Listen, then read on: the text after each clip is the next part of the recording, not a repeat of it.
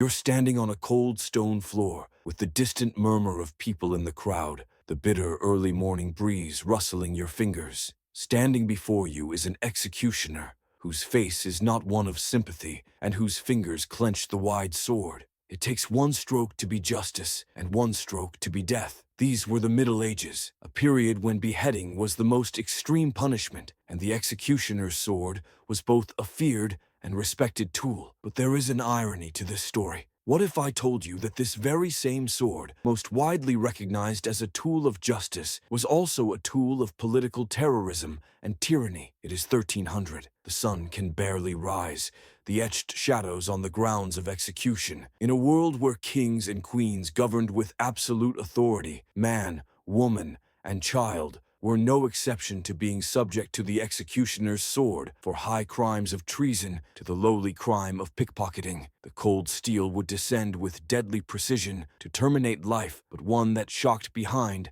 devoured a society. But how did the instant taste? Envision the bitter bite of metal on stone, the sting of chill breath before the shape of the blade, and the breathless gasp of an audience. Whether nobles or commoners, the procedure was fantastically the same. For the accused, the day was done. Regardless of the motivation, crime, treason, or political opposition, culprits were led to the scaffold, a wooden platform raised so public members could have an unobstructed line of sight of the inevitable. The executioner stood by, sword held, heavy, while the condemned men were typically shoved to their knees, heads on a wooden block. They were guilty, not guilty.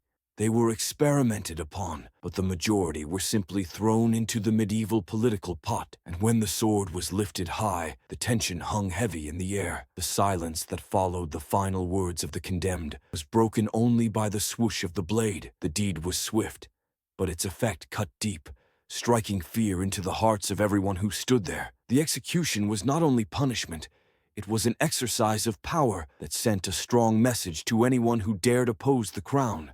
But that is where it all comes apart. The executioner's sword was not just about quick justice, it was also about power. And more frequently, the sword was not used as a tool of justice, but of intimidation and terror. The shock, politically, the majority of executions in the Middle Ages were executions used by tyrants and kings to rule, eliminate competition, and entrench their power. Not a case of genuine justice, was it? No, a case of holding on to power and increasing state power. Take, for example, the 1431 execution of Joan of Arc. While she allegedly died for heresy, her death and trial were politically inspired. The English, who were struggling against the French, used her death as a threat against her supporters and discouragement to the French military. The sword was not uplifted in the banner of justice, but only as an afterthought to stop any hope for French triumph. There's another terrifying truth about justice in medieval morality. Far too often the accused weren't even afforded their day in court. Some were tortured into confessing, others simply presumed guilty by those in power. And when the sword did fall, it was not so much because justice had been done. It was a lesson being learned by someone, a message being sent to anyone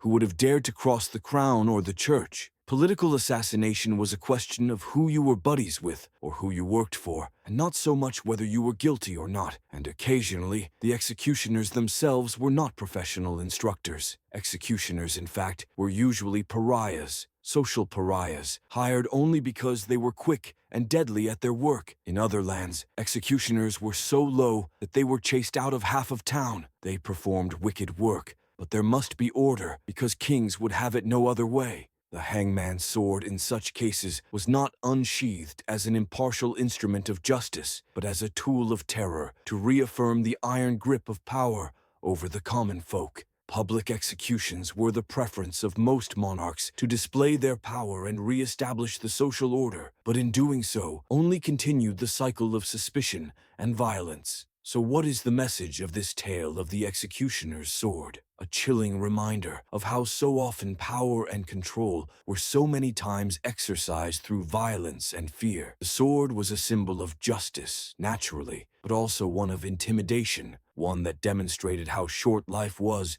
when political power was the equation. To most, the blade did not mean justice, but a harsh reminder of the ruthless domination of the ruling class. But this is the real lesson that we are able to learn from this. Justice has to be based on something other than fear. The sword, used to kill human beings, was being used to silence voices, smother opposition, and shatter spirits, and it left behind a legacy that was not just one of blood, a legacy of fear that tainted the very foundation of society for centuries. As things are, the powerful always do something whose meaning echoes long after the moment. The medieval executioner's sword reminds us that we are always to analyze power institutions of violence and terror and not equality and justice. The medieval history of executions and the swords upon which they were executed are a lesson that justice is actually not served by violence, but by knowledge, discussion, and respect for human dignity. So what's your take on it? Were executions during the Middle Ages ever actually about justice, or were they just another way in which the powers that be maintained control over the people? Post your responses in the comments below, and let's discuss how things have changed since then. If you liked seeing the executioner's sword and learning about all the intricate history behind it, don't forget to subscribe, like, and share. Your subscription is what keeps us working, so that we can continue uncovering the great and sometimes gory stories of history. Thank you for watching. Let us not forget that history holds us in its grip with teachings worth, not yesterday, but tomorrow as well. Returning to the atrocities of history, we find ourselves longing for a day when justice shall no longer be dispensed by the sword, but by the strength of compassion, equality, and dignity. We learn the history lessons so that we may progress toward an understanding and a peaceful tomorrow.